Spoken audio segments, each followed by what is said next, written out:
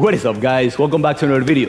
Today I'm going to show you my top 5 core compression exercises to improve your V-sit, press to handstand, shoulder press, pike stretch, pancake stretch, and even fundamental positions such as the L-sit. Without further ado, let's get to it.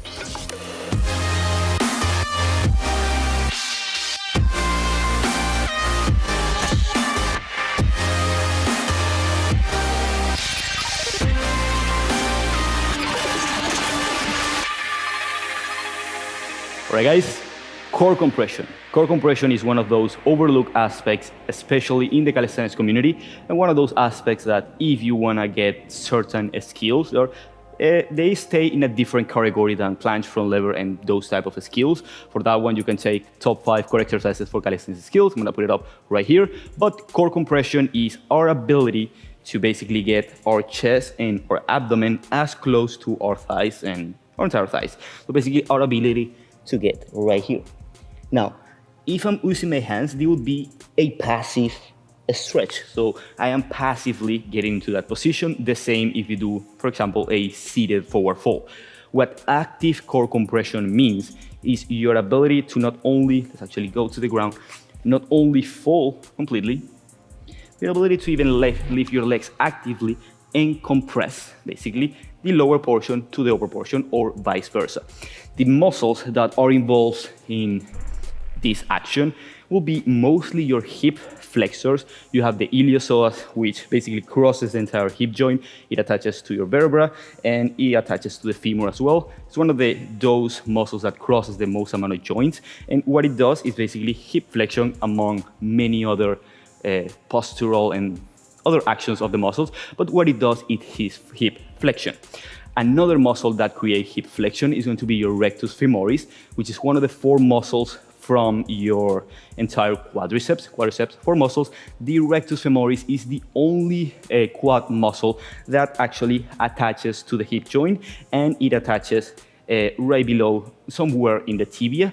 What that muscle allows is also hip flexion, but since it is also a quadricep muscle that attaches from here all the way to the knee, it also creates knee extension.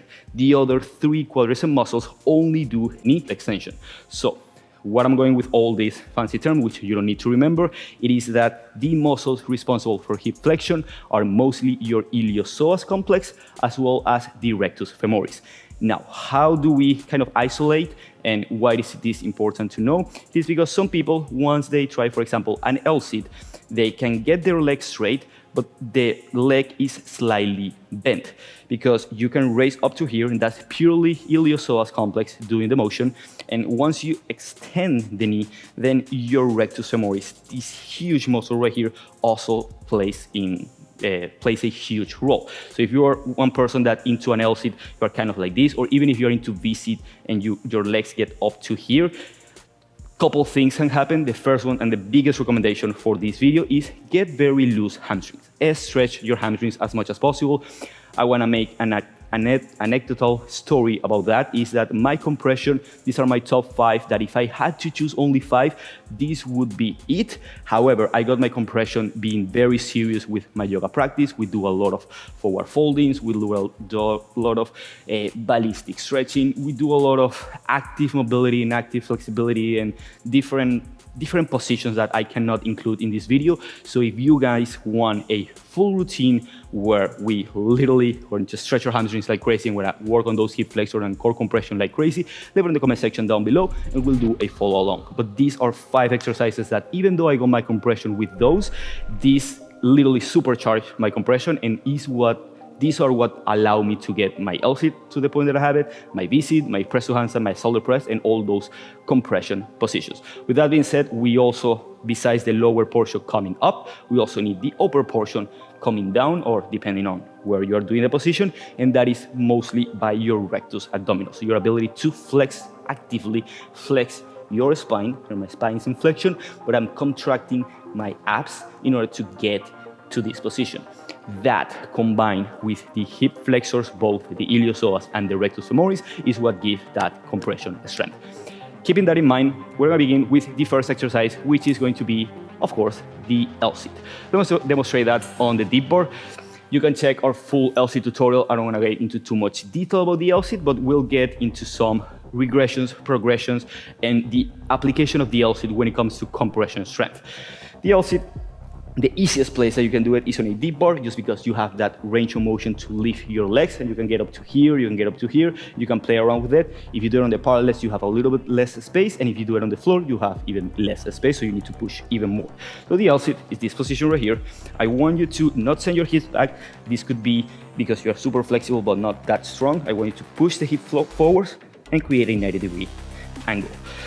The LSIT is a lot on the triceps, posterior delts, but let's focus on the core and the hip flexors.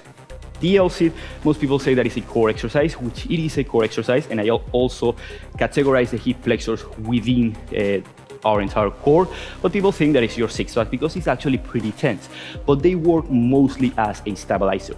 What brings your legs up is going to be your rectus femoris and is going to be your iliopsoas. So if you're someone that when you do an LSIT, you get up to here, that might be either or, but if you can bend your legs slightly and you get up to here, that means that your iliopsoas might be strong enough to get your legs up, but it's your rectus femoris that is preventing you from extending the leg, or hamstring flexibility. That's what I want you guys to work, both on hamstring flexibility, ideally on the resting times that you do all these exercises that we're going to list, while you work on the strength of your hip flexors, both the iliopsoas and the rectus femoris, as well as your core.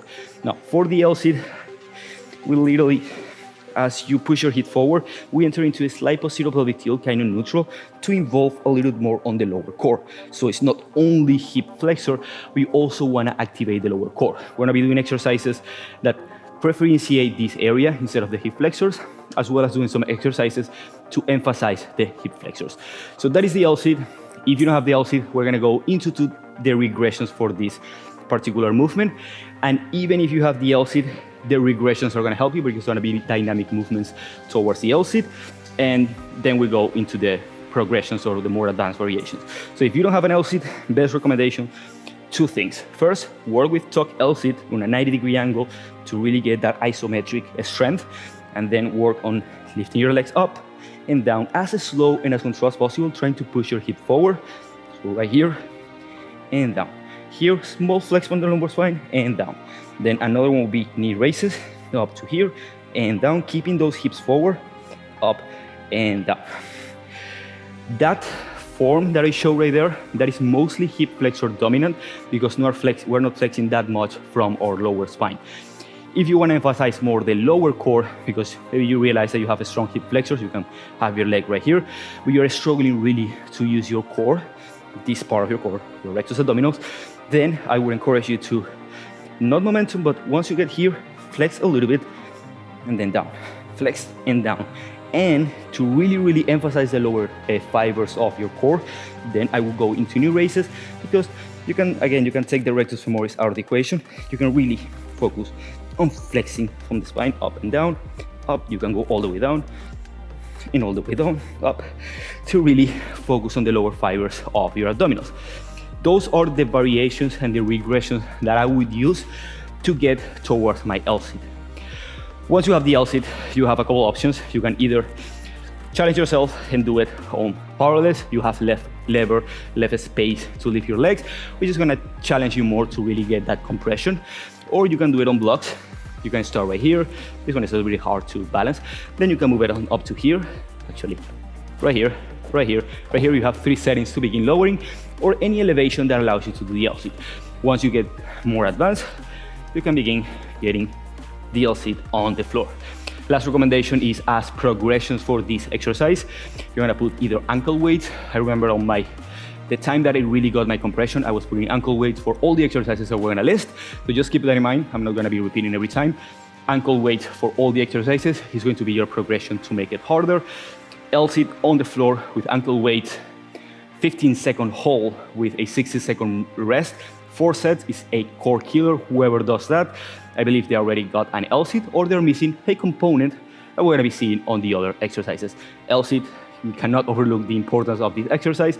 That's why it's here, that's why it is in the previous video, and that's why it's an incredible exercise that every calisthenics athlete should do if they intend to get into calisthenics skills. With that said, see you in the next one.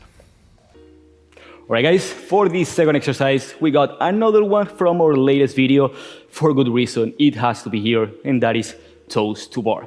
The reason I put this second after the L-sit is because I wouldn't attempt to do this exercise if I first do not have an L-sit at least on the deep bar, because the L-sit, if you see the L-sit, it is a 90-degree angle, and a toes to bar, it is closing that angle completely. So if you don't have an L-sit, you're gonna be compensating a lot with the lats. Let me usually show the exercise and then the most common compensation. So toes to bar, you go here, try to keep your shoulders are as open as possible, close and down. Compensation number one, closed shoulders or not enough hamstring flexibility or open closed shoulders. It is arching and getting up to here. Second compensation is your shoulders might be open, but lack of hamstring flexibility is gonna get up to here. Your legs are gonna start to bend and you're gonna get up to here. Or not even getting the thighs towards your chest. Again, that can be either a hip flexor weakness or a tight hamstrings. On the previous video, I told you guys that it's okay to get into this compensation for the simple reason that we were talking about compression strength, but also working towards the front lever. So if you got some lat activation, it won't harm you at all. Now for this video, we're gonna be working on a strict form. So first, get very good with the L-sit on the parlets. Once you have that L-sit nailed down, you can hang it here or even practice this L-sit with a hanging L-sit. These two variations should be first than the toes to bar, just because here I'm on a 90-degree angle and we are looking to close that gap. In order to close that gap, it requires a lot of core strength, rectus abdominal strength, as well as hip flexors. So variations, the first one will be hanging L-sit, getting very comfortable with that position. Regressions, aside from the L-sit, would be from the bottom down, getting as high as you possibly can. That might mean 90 degrees. That might mean 120 degrees or something like that, and getting as high as possible without bending your legs. So one exercise, one drill for you will be simply getting as high as you can without closing through the shoulders, really opening through the shoulders. This is also an amazing exercise if you have closed shoulders. This is gonna open the shoulders at the same time that you're working on your compression strength. And if you see that movement carefully, it's basically a straight arm press to handstand upside down. So it's really gonna help you towards the press to handstand. Now, you can work with straight legs and really increase your range of motion, but I'm gonna give you other options. The first ones are simply the leg raises and the knee raises that we did right here. Actually, those are the only two that I'm gonna give you. But since we are hanging and we have a little bit more space to go up, we can see that we can get our toes to touch our bar, the bar. That simply means that we can even get a little bit higher. So I would use the deep bar to work on my hip flexor strength, minimizing any movement from the lower abdominals, and I would use leg raises and knee raises here, flexing a little bit more from the lower core to get more of that lower ab activation. So if I show that, if you can get this angle from the side or somewhere from the side, if we're doing leg raises, you get here, but you got all this additional range of motion that you can use flexing our spine. So basically you enter into neutral spine, into somewhat of a posteral pelvic tilt. Now, what I prefer in here rather than that, if you wanna prioritize your lower abs, is knee raises, because you have all this range of motion to go all the way up and all the way down. So really, once you're here, posteral tilt, engage your glutes, then go up and then down, not swinging, not arching, very strict, very controlled, up and down. So combining leg raises, very slow and controlled for our hip flexors, with knee raises, very slow and controlled for our lower abs, both deep bar and toes on the hanging bar is not only going to improve your L-sit, but you're going to be able to eventually get into the toes to bar, and it's going to improve all your compression base skills. 4 progressions toward this exercise. Once you can do, I would say that you can at least get to 8, I was gonna say 5, but no, 8 to 10 clean reps with no momentum, with no swinging, with full toes to bar. Then we're gonna be doing 2 variations. The first one, One more time, ankle weights. But only use ankle weights once you can master at least 10 of those reps. There's no need in order to go higher.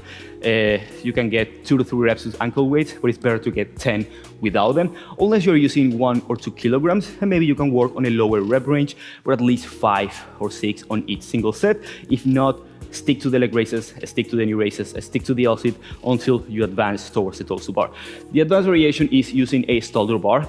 Now, it's an advanced variation, but it's also something that not all of us has access to it. So if you don't have a shoulder bar, maybe just go to the next exercise on the timestamps below. But here, the benefit is that first, you're getting an additional shoulder open component because you're forced to be in fully open shoulders. And also, you cannot cheat from your lats. You might cheat from your legs, but there is no way that I can bend. And this is a movable shoulder bar, but if this was right here, you would not be able to cheat at all. So you are forced to use your hip flexors and your core.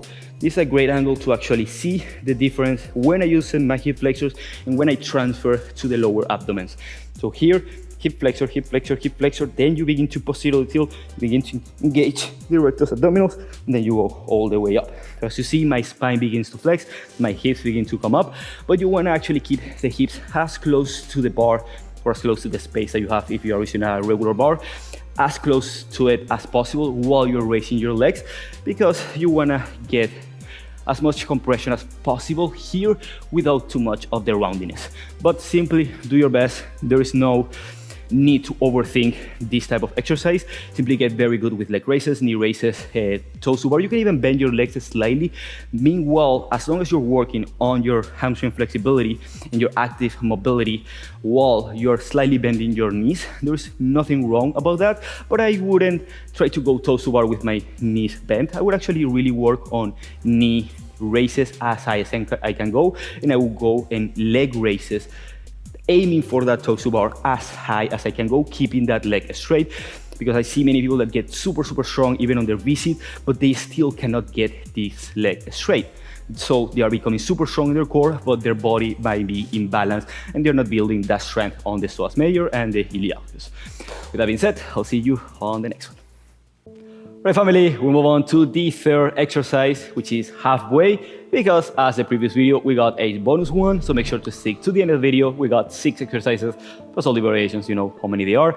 The third exercise is a very underrated exercise. It's a very humbling exercise, and it's one exercise that super hard. That's why I say it's humbling, and it's one of the best exercises that you can do for core compression, and that is going to be the seated leg lifts, also known as seated pike compressions. But I'm going to refer as seated pike compression just because I like that name better for some reason. Let's get into the exercise. Let's demonstrate that first. Let me show the exercise first. So what I'm talking about is this exercise right here. It looks super simple. It looks easy as F. It is not, and for most people this is a huge struggle, so we're going to be going through a lot of regressions and then through a lot of progressions. Now, this exercise is harder, and I put it on third instead of at the beginning because it is way harder than an actual L-sit, and I wouldn't say that toes to bar, but a hanging L-sit or just an L-sit.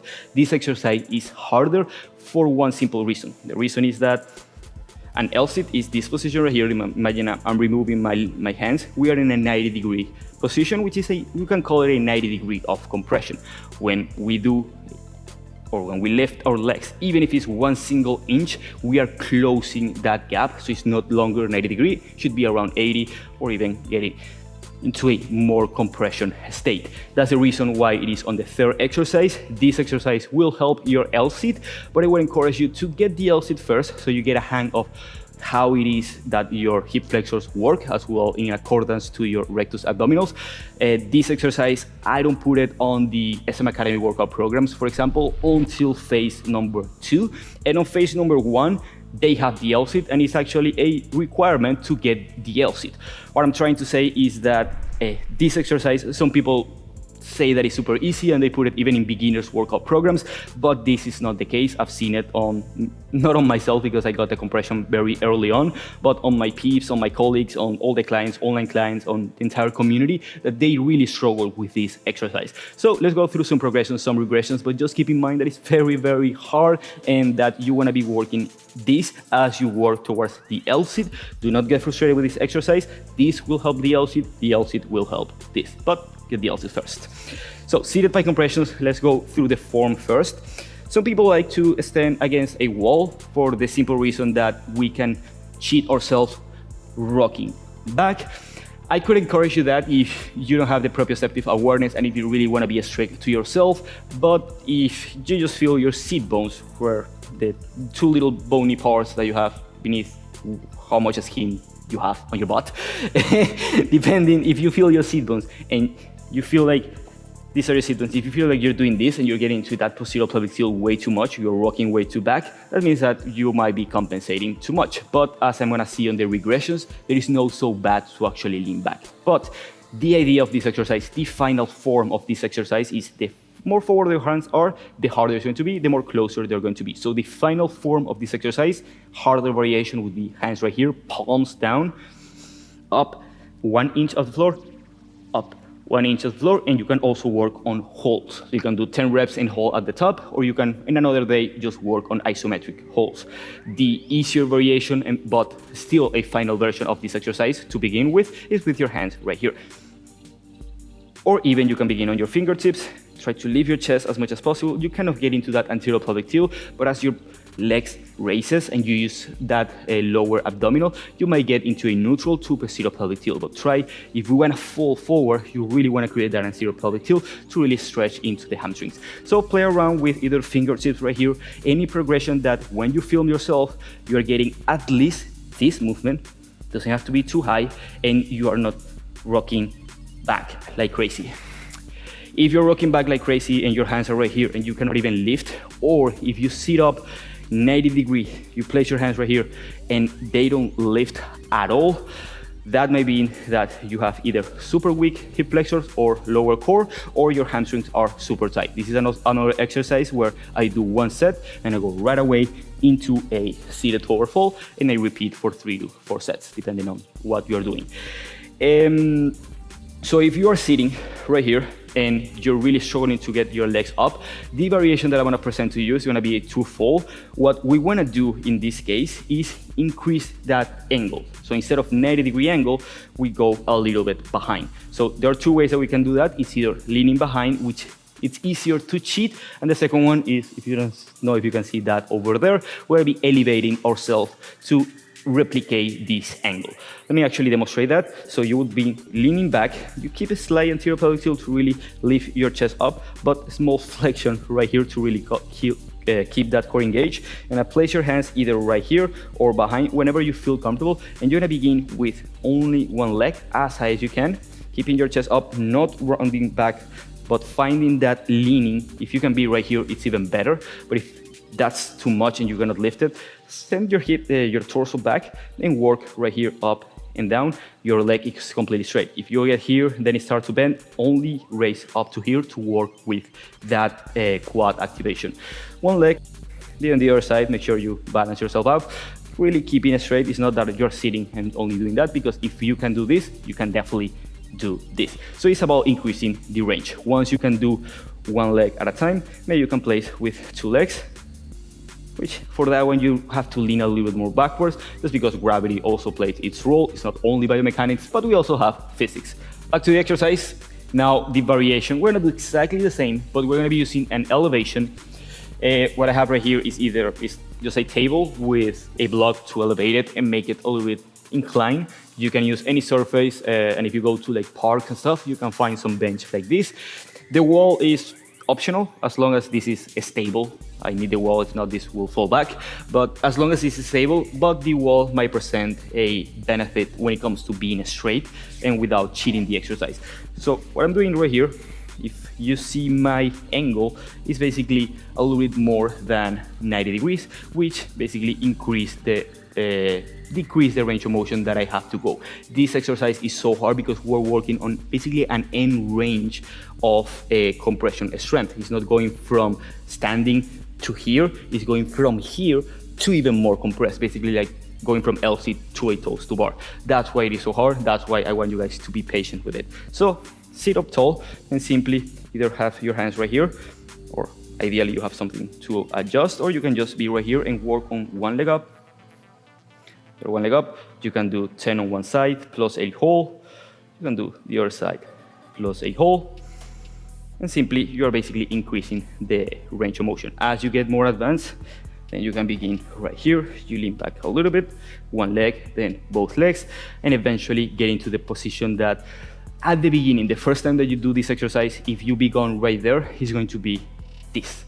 That's okay. That range of motion is more than enough. You might see that it's a very small range of motion, but again, we are already on 90 degrees. So you can imagine that it is 90 degrees plus 100 degrees. So you're working on that end range of motion. For making this exercise harder is simply leaning as much forward as you possibly can, really working on full end range of motion and using ankle weights. Again, rest in a forward fold position to facilitate the movement, and be very, very patient with this exercise. I'm gonna give you one more, just why not? You're gonna do this on a straddle. Do this only on a straddle first if you're working on your pancake, a stalder press, or a straddle press, and also do it only if you can sit up right and if you have gone through that exercise. But working, especially stretching, working both on open legs and closed legs, both are going to transfer to each other, because hamstrings, we got like different type of hamstrings. Some are more medial, more internal, some are more lateral. So this one will appreciate more these hamstrings right here. We're gonna open up entirely, and that's why when you're stretching, you can move around. That's for a stretching video. If you want a full routine with a stretch and incorporated in them and a follow along, down below. For this one, hands forward, same concept apply, point your toes up and down, trying to rock back as little as possible, leaning forward, and you should feel the burn right here. You're gonna get a cramp. That is absolutely normal. You probably heard that before. I'm gonna repeat it again. If you get a cramp, that's totally normal. Shake it up, man up if you're a man, woman up if you're a woman.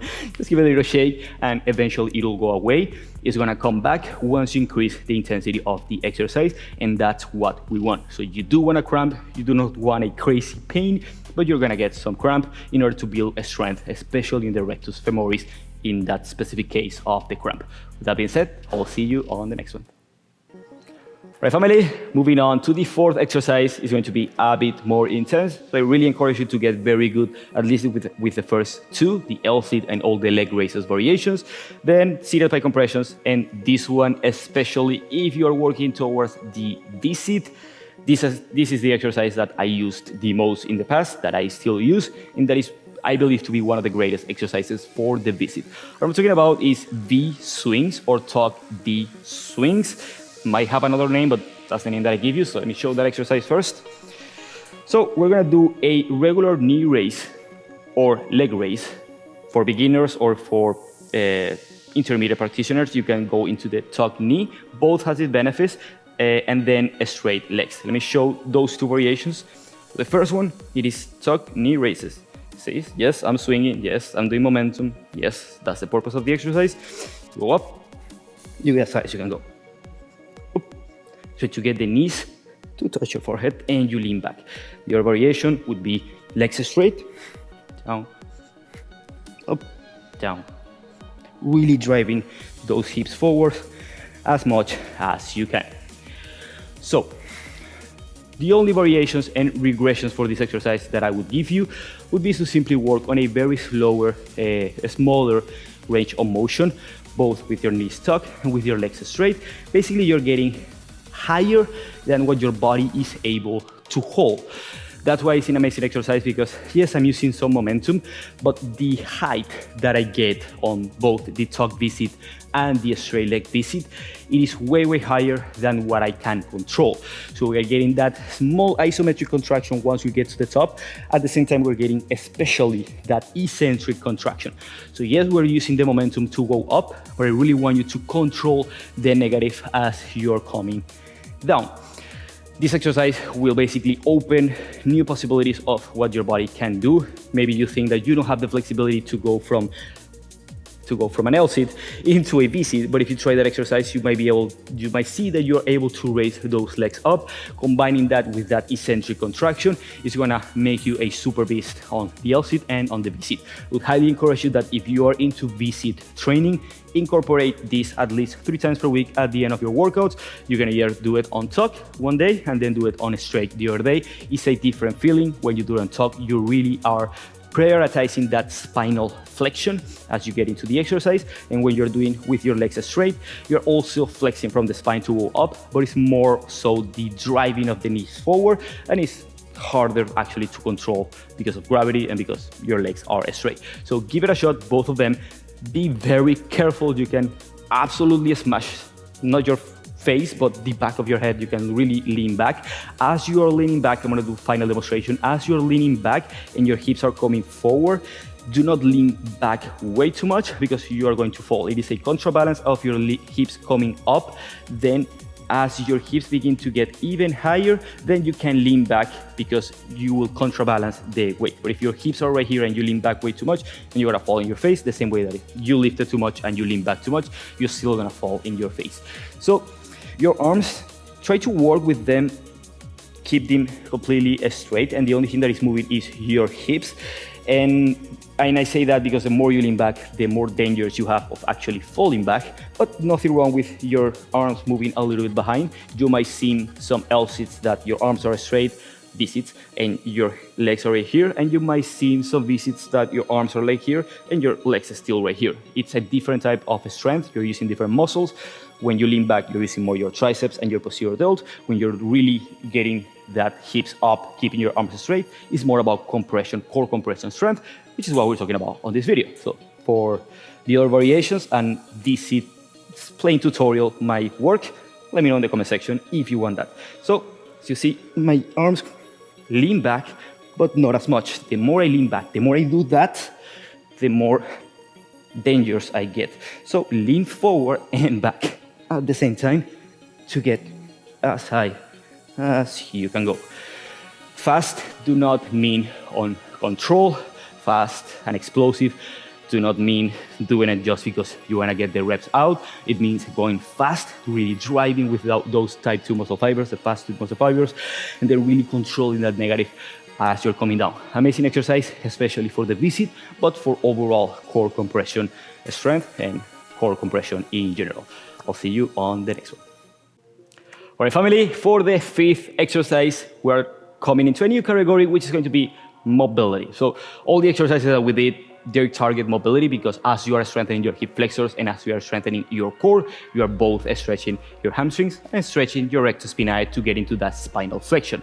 But now we're really going to focus on mobility. I recommend that you add this exercise to the end of your training 3 times per week if you are really serious about presses to handstands and anything compression related. What I'm talking about is good mornings. It could be standing good mornings, seated good mornings for more progressions, and then we're gonna get into pancake and more advanced variations. So for a complete beginner that could be tight in your hamstrings, I recommend you start wide first.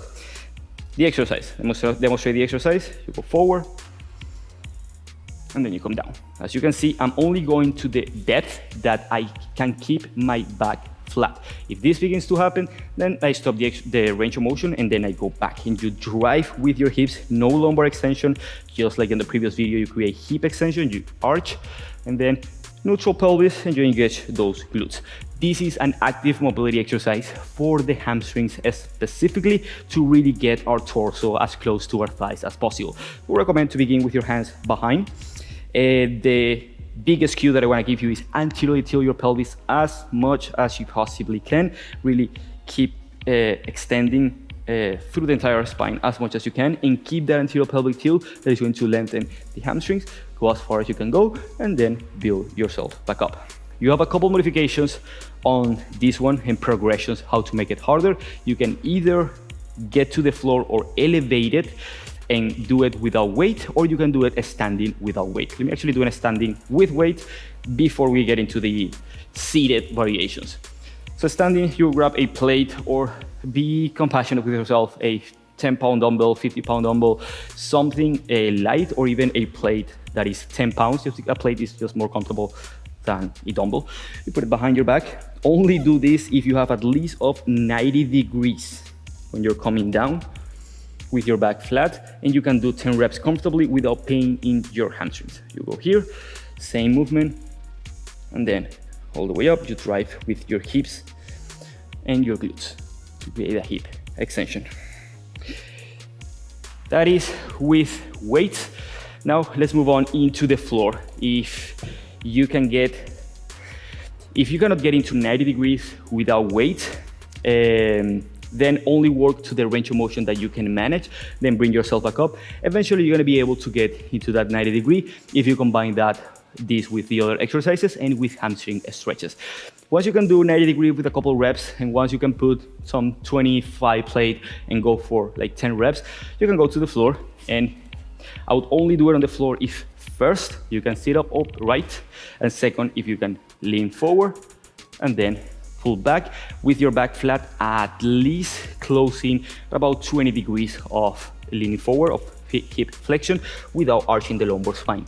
If you cannot keep this, you either keep doing a standing, keep working on your hamstring flexibility, or you elevate like we just did on the previous exercise with the tablet right here. So your hips will be somewhere right here, and that's gonna give you more range of motion to do the exercise. Don't do it with your hands like I just showed you, simply elevate your feet, but it's very hard to actually find a surface that allows you to do that. So with standing, going even beyond 90 degrees, with your back flat will pay dividends, and you're gonna be able to do it on the floor.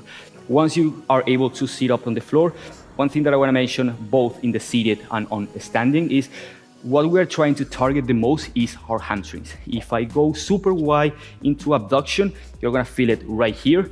You might be able to even fall a little bit forward depending on where the flexibility limitations you have.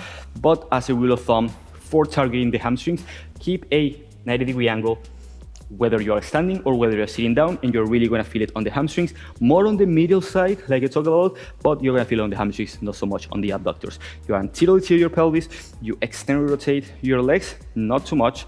We're not going towards the middle split, it's just a pancake, but maybe a neutral, depending. Some people go into internal, they need to do external. Some people way to external, they need to go into internal. So just keep your legs completely straight. You can either be pointed or you can be flexed. Both are gonna activate your legs in a good manner. Keep a small activation on your quads, hands behind, then go forward, keeping your back flat. That's as far as I can go, and then forward. Back, shift the hips back anteriorly tilt as you go back, and then up. A tempo for this, a good tempo would be 3, 2, 1, 0. Meaning that you come down for 3, 2, 1, 1, 2, and then 1 second coming up, 0 pause. Basically 3 seconds coming down, 2 seconds of hold at the bottom, and then 1 second coming up. The most important part is that holding at the bottom and that long eccentric contraction. Once you master that, you can grab a plate. You can grab a plate, put it behind your back, be safe, only do it if you know what you're doing, if you have training a lot and your mobility is good, you don't have pain in your hamstrings, lumbar spine, and you are a healthy athlete that can handle this. No need to rush to this exercise. Go forward and back. You can also do some holds, putting it right here, creating length through the spine, holding it.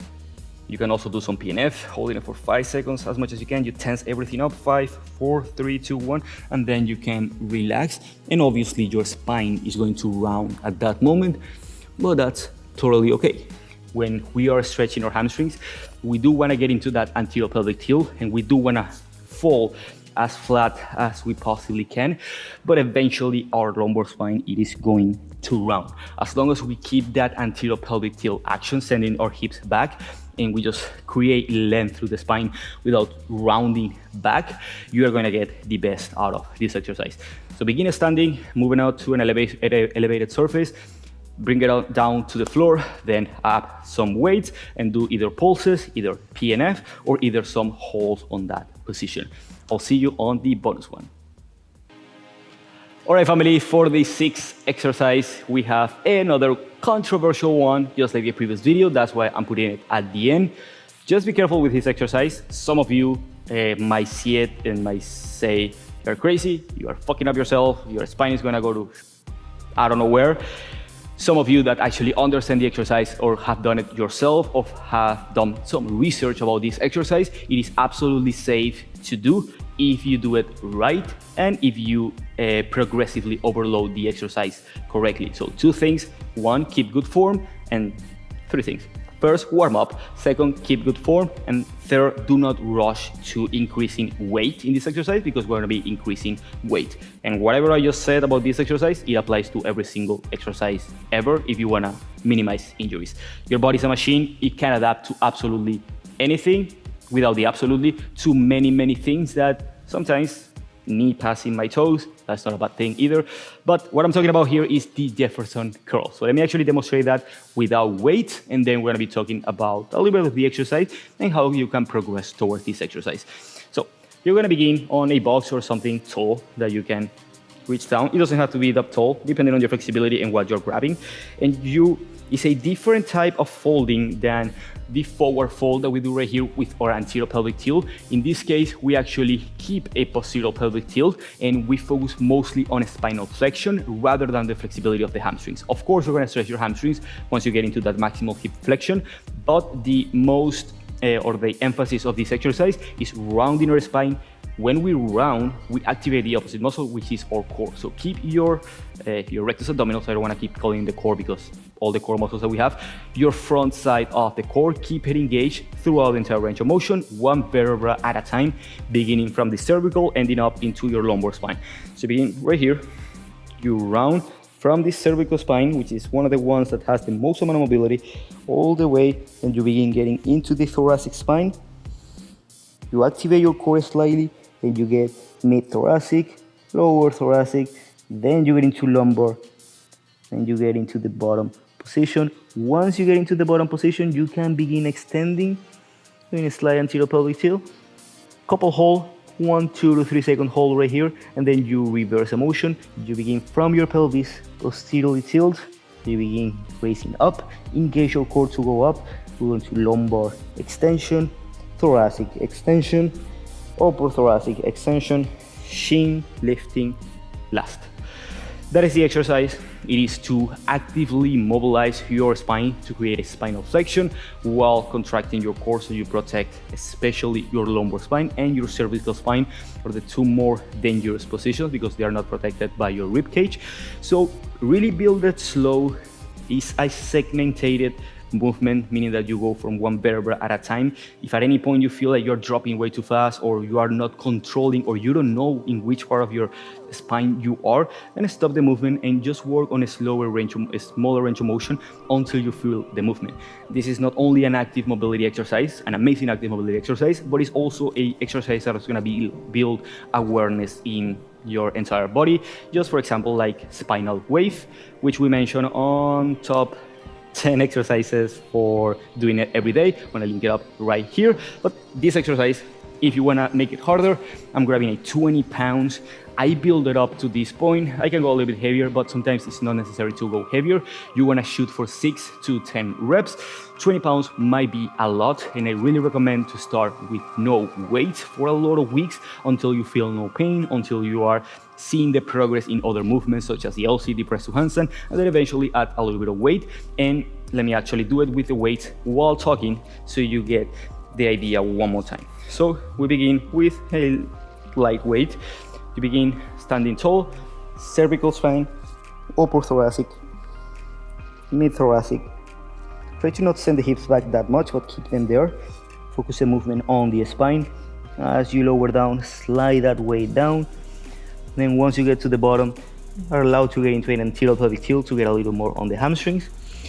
You can do little pulses there if it's safe for you and if you are controlling. I'm not just relaxing right here, like banging, like nothing. I'm literally, as I go down, I push with my hamstrings up, down, push with my hamstring and my core to really be active in the position.